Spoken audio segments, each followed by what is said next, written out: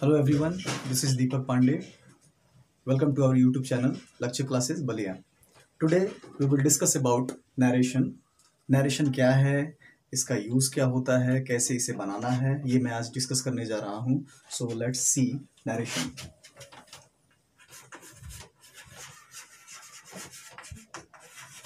देखिए, नरेशन का मतलब होता है कथन. इसे हिंदी में हम लोग कथन कहते हैं.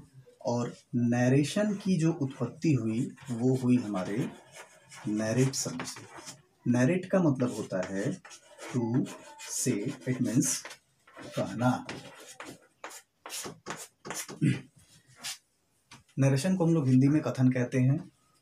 नरेट शब्द से इसकी उत्पत्ति हुई है और इसे हम लोग कहते हैं टू से यानी कि कहना. अब बात आ गई कि नरेशन को कितने भागों में बांटा गया है. ठीक है, तो there are two types of narration. First direct speech and second indirect speech. ठीक है, तो देखिए ये होता है हमारा, इसे मैं दो भागों में क्लासिफाई कर रहा हूँ, बांट रहा हूँ अभी. ये है हमारा डायरेक्ट नरेशन, जिसे हिंदी में हम लोग कहते हैं प्रत्यक्ष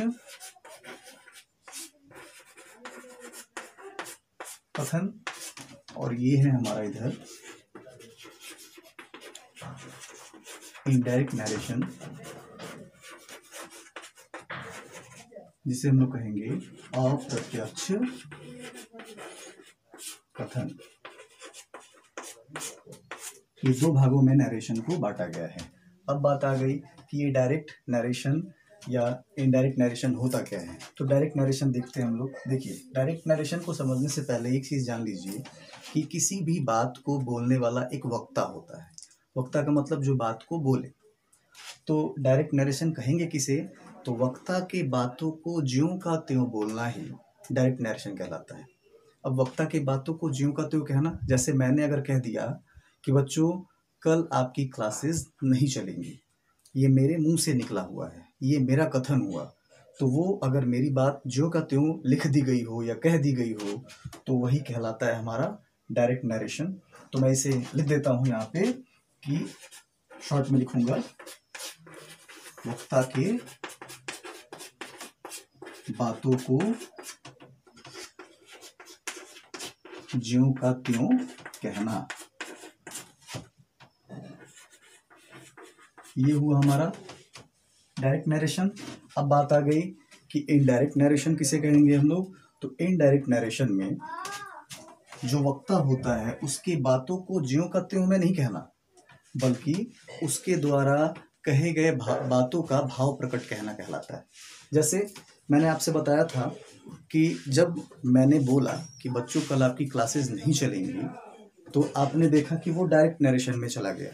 लेकिन अगर आपने किसी अपने दोस्त से फ़ोन किया और पूछा कि अरे यार सर जी कल क्या बोले थे, क्योंकि कल आप absent थे, तो आपका दोस्त आपको बताएगा कि सर जी ने कहा था कि आज क्लासेस नहीं चलेंगी. यानी उसने क्या किया, सर के बातों को ज्यों का त्यों ना कह के उसने अपने शब्दों में सर के बातों का भाव प्रकट किया. That is called indirect narration. यही तो होता है इनडायरेक्ट नरेशन. तो मैं लिख देता हूँ यहाँ पे कि वक्ता के बातों को ज्यों का त्यों ना करके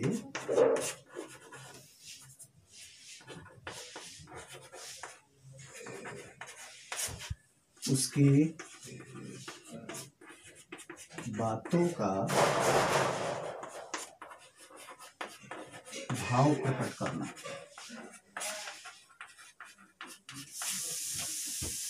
ये रहा हमारा इनडायरेक्ट नरेशन और ये रहा हमारा डायरेक्ट नरेशन.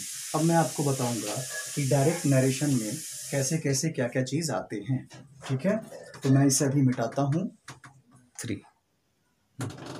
देखिए, हम लोगों ने देखा डायरेक्ट और इनडायरेक्ट किसे कहते हैं. अब मैं आपको डिफाइन करूंगा कि डायरेक्ट स्पीच में आते क्या क्या है. देखेंगे आप, ये रहा हमारा डायरेक्ट स्पीच. डेफिनेशन तो आपने देख ही लिया, डायरेक्ट स्पीच किसे कहते हैं. अब एक एग्जाम्पल देखेंगे आप. इस एग्जाम्पल के थ्रू मैं बताऊंगा कि एक डायरेक्ट स्पीच में क्या क्या पाए जाते हैं। जैसे देखिए यहाँ पे एक एग्जांपल मैंने ले लिया, यहाँ पे रवि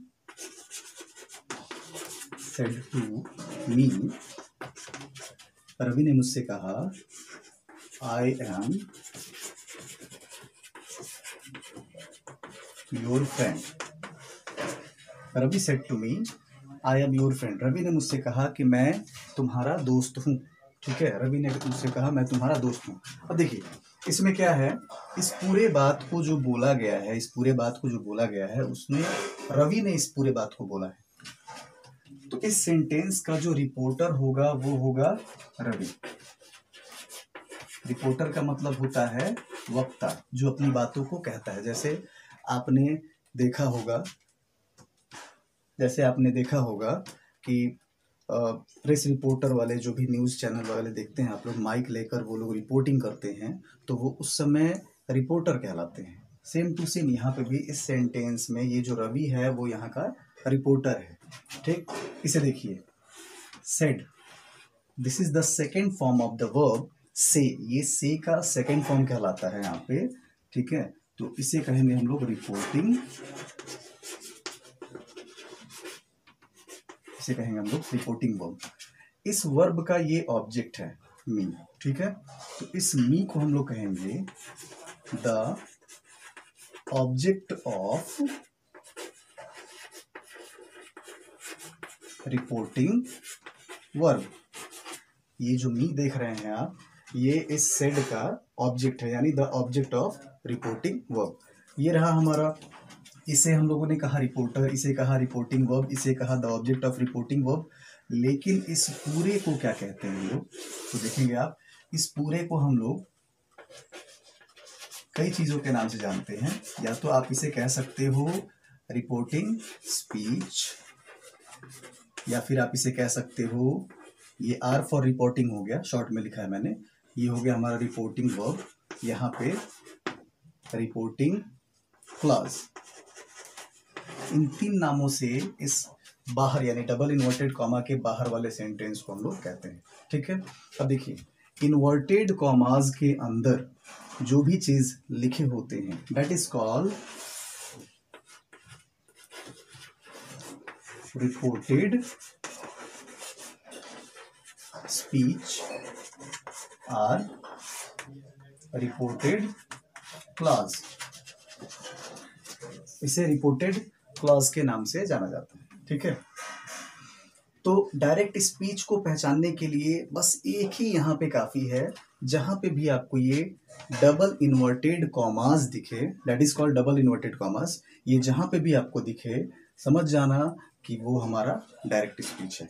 ठीक है, अब डायरेक्ट स्पीच आप लोग उम्मीद करता हूं कि समझ गए होंगे। इसके बाद मैं आपको बताऊंगा इनडायरेक्ट स्पीच। लेकिन इनडायरेक्ट स्पीच को बनाने के लिए, यही तो पूरा खेल है नरेशन का, डायरेक्ट से इनडायरेक्ट में आपको चेंज करना है, तो इसके कुछ रूल्स होते हैं। अब मैं आगे आपको रूल्स बताऊंगा।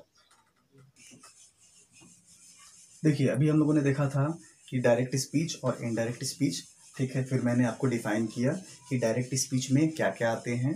अब हमें पढ़ना है कि इनडायरेक्ट में बदलने के नियम क्या क्या होते हैं। देखिए there are 3 types of direct to indirect rules. First,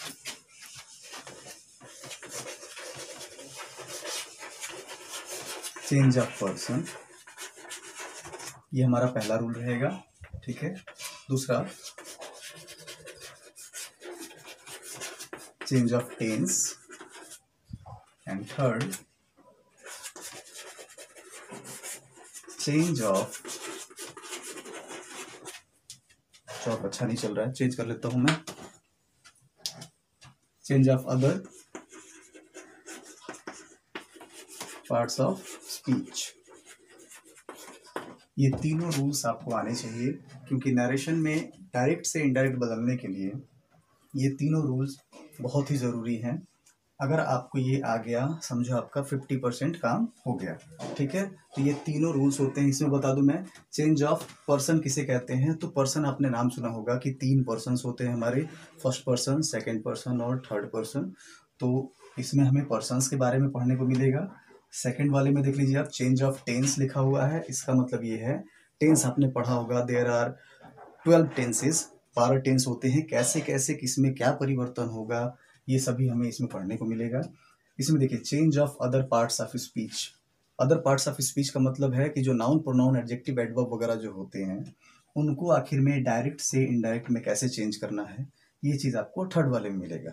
तो अब हम लोग स्टार्ट करेंगे अपना पहला टॉपिक चेंज ऑफ पर्सन का। देखिए चेंज ऑफ पर्सन हमारा पहला टॉपिक है, डायरेक्ट से इनडायरेक्ट बदलने का। चेंज ऑफ पर्सन में मैं बता दूं आपको जो सबसे इम्पोर्टेंट है वो एक फार्मूला है यहाँ पे, सन फार्मूला, उसे हम लोग सन फार्मूला के नाम से जानते हैं, ठीक है। SON हमेशा याद रहेगा, बहुत ही सिंपल है ये। तो SON यानी सन फार्मूला में इसे आप लोग देखेंगे, ये है हमारा 1 2 3, 1 2 3, इसे हम लोग सन फार्मूला या 123 का नियम भी कहते हैं। 123 का नियम क्यों है, क्योंकि इसे हम लोग 1 नहीं बल्कि फर्स्ट, ये सेकेंड और ये थर्ड के नाम से जाना जाता है। फर्स्ट कहने का मतलब फर्स्ट पर्सन, सेकेंड कहने का मतलब सेकेंड पर्सन और थर्ड कहने का मतलब है थर्ड पर्सन। ये S का मतलब क्या होगा यहाँ पे, देखिए एक शॉर्ट में एक रूल है हमारा यहाँ पे कि रिपोर्टिंग स्पीच के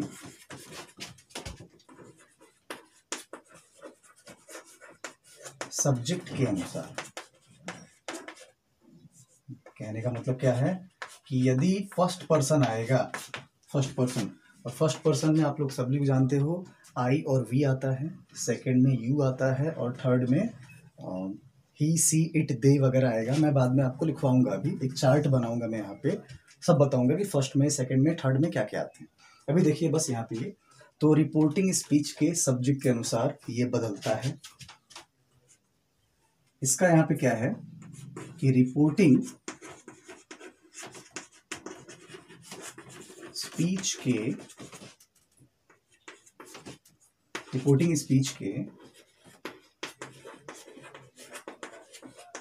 ऑब्जेक्ट के अनुसार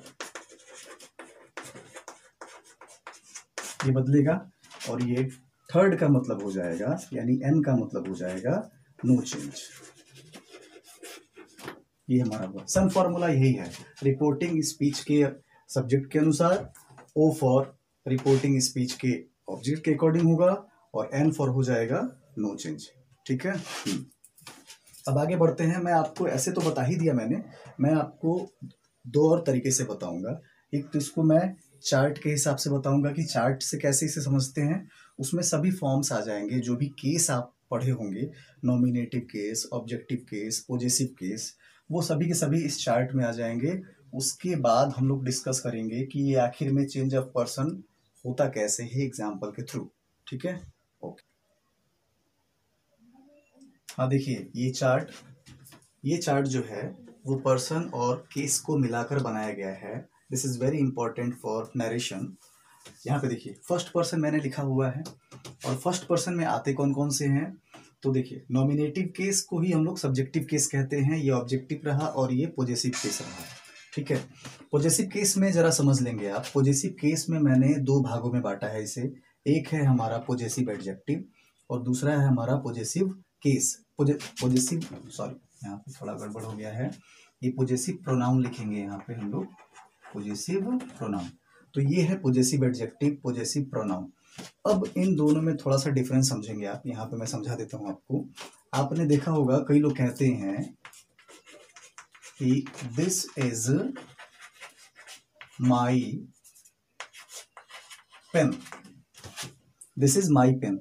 आप देख सकते हैं कि पॉजेसिव एडजेक्टिव के कैटेगरी में यहाँ पे माई को लिखा गया है। तो माई का मतलब क्या है, पॉजेसिव एडजेक्टिव का मतलब क्या होता है कि पॉजेसिव एडजेक्टिव के बाद ये जो पेन देख रहे हैं आप, वो पेन क्या है, यहाँ पे एक नाउन है। इसका मतलब ये हुआ कि पॉजेसिव एडजेक्टिव के बाद एक नाउन श्योर आता है, बिल्कुल आएगा। अगर माई पेन नहीं होगा, केवल माई तक ही आप रखोगे, इसका मतलब क्या, this is my, this is माई मतलब क्या, तो आपको यहाँ पे बताना होगा दिस इज माई पेन, यानी यहाँ पे एक नाउन है। तो ये रहा हमारा पॉजेसिव एडजेक्टिव। अब पॉजेसिव प्रोनाउन क्या हुआ, तो इसी एग्जांपल को मैं लिखता हूं दूसरे तरीके से। यहाँ पे देखेंगे आप कि दिस पेन इज माइन, दोनों के मीनिंग में कोई अंतर नहीं है।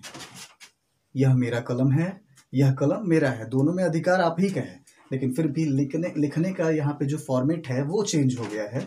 इसमें आपने माई का यूज किया, you can say possessive adjective, और यहाँ पे है कि दिस पेन इज माइन, यानी माइन यहाँ पर आया हुआ है। माइन को आप देख सकते हैं किस कैटेगरी में है, वो पॉजेसिव प्रोनाउन में। तो पॉजेसिव प्रोनाउन क्या कहता है कि इस पॉजेसिव प्रोनाउन के बाद किसी भी नाउन का प्रयोग नहीं किया जाता।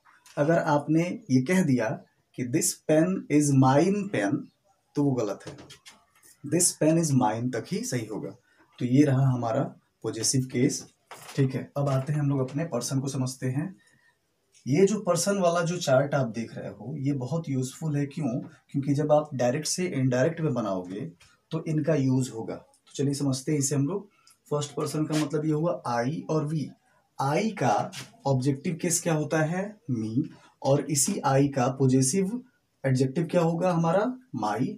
और इसका पॉजेसिव प्रोनाउन क्या होगा? माइन। उसी तरह देखिए ये वी, वी का ऑब्जेक्टिव केस यहाँ पर अस होगा, वी का पॉजेसिव एडजेक्टिव आवर होगा, वी का पॉजेसिव प्रोनाउन यहाँ पे आवर्स होगा। ठीक, सेकेंड पर्सन में यू ही होता है केवल, और कोई अदर नहीं आते। तो यहाँ पे देखेंगे आप, यू इसका नॉमिनेटिव या सब्जेक्टिव केस होता है सेकेंड पर्सन में। इसका ऑब्जेक्टिव केस यू ही होता है, लेकिन पॉजेसिव केस में यहाँ पे पॉजेसिव एडजेक्टिव में आप देख सकते हैं योर लिखा हुआ है, और पॉजेसिव प्रोनाउन में योर्स लिखा हुआ है। ठीक, थर्ड पर्सन में आते हैं। थर्ड पर्सन में चार होते हैं, ही, सी, इट और दे। ही का ऑब्जेक्टिव केस होगा यहाँ पे हिम, इसका पॉजेसिव केस यानी पॉजेसिव एडजेक्टिव जो होगा वो होगा हिज, और पॉजेसिव प्रोनाउन भी इसका हिज ही होगा। ठीक, यहाँ पे आते हैं। शी का ऑब्जेक्टिव केस हर होता है, इसका पॉजेसिव केस यानी पॉजेसिव एडजेक्टिव हर होगा, और इसका पॉजेसिव प्रोनाउन हर्ष होता है। इट पे आते हैं। ये इट का ऑब्जेक्टिव केस इट ही होगा, और इसका जो पॉजेसिव एडजेक्टिव है वो इट्स होता है, लेकिन इसका पॉजेसिव प्रोनाउन नहीं बना। ठीक है, थर्ड पर्सन में ये दे है हमारा नॉमिनेटिव केस में, इसका ऑब्जेक्टिव केस देम होगा, और इसका पॉजेसिव जो एडजेक्टिव है वो देयर है, और पॉजेसिव प्रोनाउन हमारा देयर्स हो जाएगा। इस चार्ट को आप लोग याद कर लो, उम्मीद है आप लोग देख देख के समझ भी गए होंगे। तो ये वाला और जो आपका सन फॉर्मूला है उन दोनों को आप याद रखिएगा। अब मैं आपको बताऊंगा बारी बारी से एक एक रूल चेंज ऑफ पर्सन के। तो अभी हम लोगों ने देखा था इसके चार्ट के बारे में। अब हम लोग बारी बारी से एक एक पर्सन को देखेंगे यहाँ पे कि कैसे ये डायरेक्ट से इनडायरेक्ट में चेंज होता है। तो देखिए मैंने यहाँ पे रूल नंबर यानी चेंज ऑफ पर्सन का फर्स्ट रूल यहाँ पे लिखा हुआ है कि जब रिपोर्टेड स्पीच का सब्जेक्ट फर्स्ट पर्सन हो तो, ठीक है, यहाँ पे देखिए अब उसी को मैंने फर्स्ट पर्सन में तो दो होते हैं, एक आई भी होता है और वी भी होता है। तो आई और वी को मैं बारी बारी से बताऊंगा। तो उसमें से आई का जो पहला रूल है यहाँ पे देखेंगे आप कि जब रिपोर्टेड स्पीच के सब्जेक्ट के रूप में आई आया हो तो सन फॉर्मूले के अनुसार आई को रिपोर्टिंग स्पीच के सब्जेक्ट के अनुसार इनडायरेक्ट में बदल दें। इसका मतलब क्या हुआ, एग्जाम्पल से ज्यादा क्लियर होगा ये। तो चलिए मैं आपको एक एग्जाम्पल देता हूँ यहाँ पे कि Rahul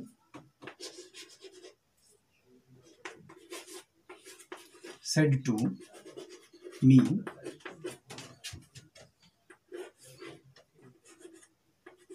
I am a student। एक बहुत ही सिंपल एग्जाम्पल है यहाँ पे, ठीक है, जिसे हम लोगों ने लिया है यहाँ कि Rahul said to me I am a student। Rahul ने मुझसे कहा कि मैं एक छात्र हूँ। अब देखिए इसमें जिसे मैंने बताया था आपको, राहुल क्या हो गया हमारा, रिपोर्टर हो गया, ये सेड जो है वो वर्ब हो गया हमारा, ये मी ऑब्जेक्ट हो गया। इसमें चलना है क्योंकि ये जो रूल है यहाँ पे वो रिपोर्टेड स्पीच से रिलेटेड है। रिपोर्टेड स्पीच का मतलब that sentence which is written in double inverted commas, ठीक है ना। तो यहाँ पे देखिए आई एम अ स्टूडेंट, इसका जो सब्जेक्ट है इस सेंटेंस का वो क्या है, यहाँ पे आई है, और आई को हम लोग क्या कहते हैं कि ये एक फर्स्ट पर्सन का प्रोनाउन है। आई हमारा फर्स्ट पर्सन का प्रोनाउन हो गया। अब मैंने आपको बताया था सन फॉर्मूला क्या था जिसको अभी यहाँ पे अप्लाई करना है। तो सन फॉर्मूला क्या कहता है यहाँ पे, ये जो मैंने ऐसे आपको बताया था कि जब सब्जेक्ट की बात आएगी, यहाँ पे फर्स्ट पर्सन की बात आएगी, तो ये बदलेगा रिपोर्टिंग स्पीच के सब्जेक्ट के अनुसार। इसे हम रिपोर्टर भी कहते हैं, सब्जेक्ट भी कहते हैं। आप सभी लोगों को पता है कि ये जो बाहर का पार्ट है इसे हम लोग रिपोर्टिंग स्पीच कहते हैं। तो मैंने क्या बोला कि यदि रिपोर्टेड स्पीच का जो सब्जेक्ट है वो फर्स्ट पर्सन हो, तो ये रिपोर्टिंग स्पीच के सब्जेक्ट के अनुसार चेंज होगा। तो ये तो पता चल गया कि रिपोर्टिंग स्पीच के अनुसार चेंज होगा। नरेशन में एक रूल है हमारा कि जब भी आपका रिपोर्टिंग स्पीच में जो सब्जेक्ट होगा, अगर वो एक नाउन होगा, यानी नाम, ही सी इट वगैरह नहीं, एक नाम होगा, तो इसे हम अंडरस्टूड कर लेते हैं कि यहाँ पे क्या लिखा होना चाहिए, ही। इसे हम लोग इसके जेंडर के अकॉर्डिंग यहाँ पे चूज कर लेते हैं। तो राहुल एक मैस्कुलिन है, इसीलिए हम लोगों ने यहाँ पे ही मान लिया। तो आई बदलेगा राहुल के अनुसार, ठीक है। आई कौन से केस में है, तो आप चार्ट में देखेंगे तो आई नॉमिनेटिव केस में आया होगा, यानी आई फर्स्ट पर्सन का है और ये है नॉमिनेटिव केस में। सॉरी, यहाँ पे लिख देता हूं मैं, नॉमिनेटिव केस में।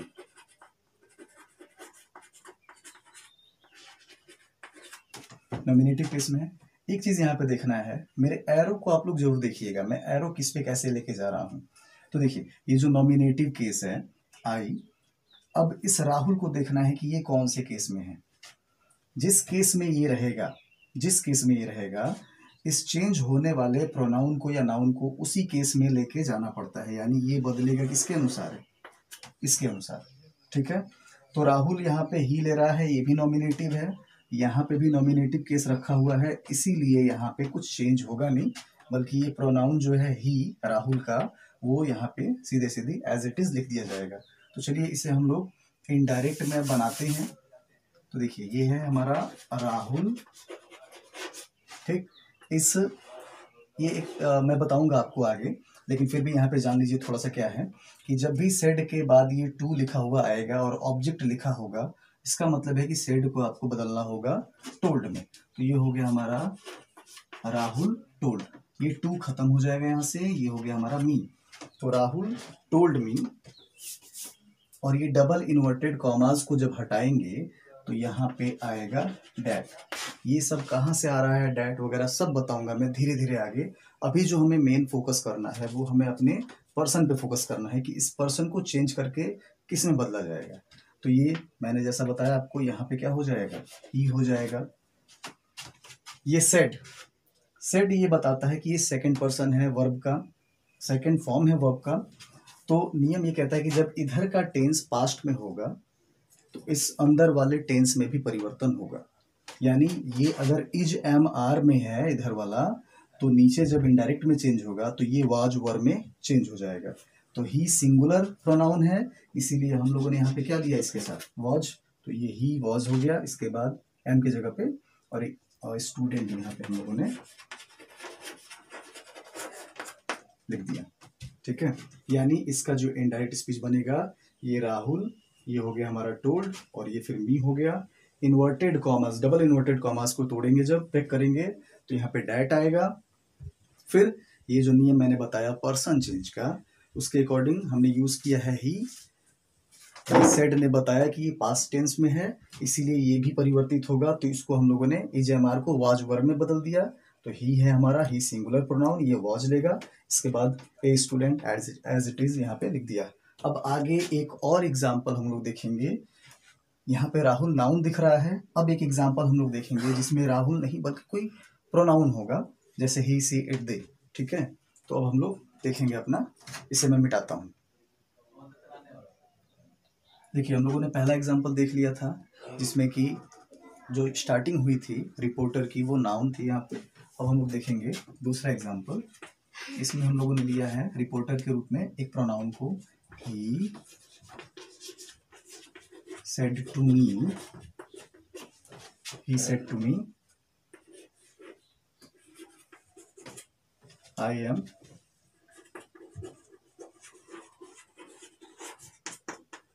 innocent।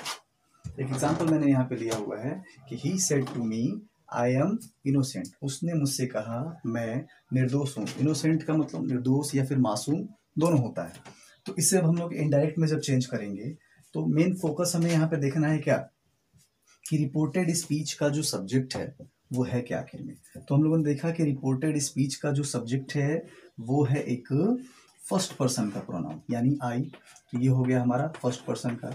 अब लोग डिसाइड कर सकते हैं कि ये किसके अकॉर्डिंग बदलेगा, तो आप कहेंगे it will be change according to our reporter, ये चेंज होगा हमारे रिपोर्टर के अनुसार। ठीक, यहाँ पे ये प्रोनाउन लिखा हुआ है, जो प्रोनाउन नॉमिनेटिव केस में है। अब ये बदलेगा किसके अनुसार, हमारा फर्स्ट पर्सन है तो ये बदलेगा हमारा इसके अनुसार। आई यहाँ पे कौन से केस में है, तो ये नॉमिनेटिव केस में है, तो जाहिर सी बात है कि ही यहाँ पे आई के स्थान पे नीचे इनडायरेक्ट में चला जाएगा। ठीक है, तो देखते हैं इसे इनडायरेक्ट में चेंज करके हम लोग। तो सबसे पहले हो जाएगा हमारा ही, इस सेड को बदल देंगे टोल्ड में, फिर आएगा यहाँ पे मी, डबल इनवर्टेड कॉमास जब हटाएंगे तो आ जाएगा यहाँ पे that. You know very well I will be change according to subject, it means he, यहाँ पे हो जाएगा ही। ठीक है, फिर टेंस यहाँ पर आप देख सकते हो कि सेड टू लिखा हुआ है यानी पास्ट टेंस है, और जब यहाँ पे पास्ट टेंस है तो इसके अंदर का टेंस बदलेगा, यानी ये जो प्रेजेंट में है वो जाएगा पास्ट में। तो ही अपने साथ क्या लेता है, वॉज, और ये हमारा हो गया इनोसेंट। ये हम लोगों ने दो एग्जाम्पल देखा, एक में यहाँ पे नाउन था, दूसरे में यहाँ पे प्रोनाउन है। आगे मैं आपको क्लियर करूंगा, अभी ढेर सारे एग्जाम्पल आएंगे। इस वीडियो में मैंने अभी आई के बारे में केवल बताया, जब यहाँ पर आई आया हो, ये इस स्थान पे जब आई आया हो तब।